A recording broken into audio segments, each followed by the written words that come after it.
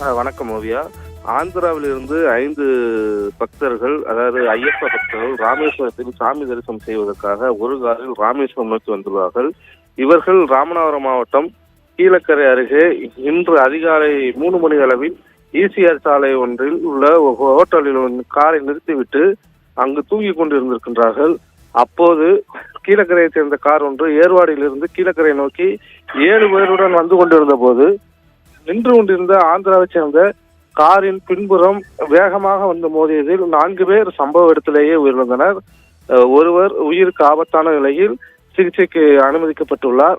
இந்த நிலையில் அந்த கீழக்கரையிலிருந்து வந்த காரின் ஓட்டுநர் உட்பட மேலும் 7 பேர் தற்போது சிகிச்சைக்காக ராமநாதபுரம் அரசு மருத்துவக் கல்லூரி மருத்துவமனையில் அனுமதிக்கப்பட்டுள்ளார்கள்.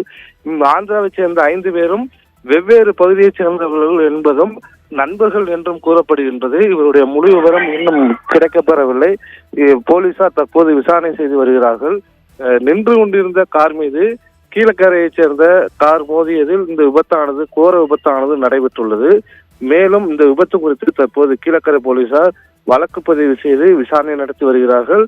முதற்கட்ட விசாரணையில் கீழக்கரை காரைச் சேர்ந்தவர்கள் தான் தவறு செய்துள்ளார்கள் என்றும் நின்று கொண்டிருந்த காரில் மோதியதால் ஒருவேளை அவர்கள் மது அருந்தி இருக்கலாம் என்றும் கூறப்படுகின்றது. இது தொடர் விசாரணையானது நடைபெற்று வரக்கூடிய சூழ்நிலையில் தற்போது ராமநாதபுரம் அரசு மருத்துவக் கல்லூரி மருத்துவமனை முழுவதும் கீழக்கரை பகுதியைச் சேர்ந்தவர்கள் கூடியுள்ளார்கள். மேலும் இந்த விபத்தினை யதார்த்தமாக ஏற்பட்டதா என்பது குறித்து விசாரணை நடைபெற்று வருகிறது ஓவியா.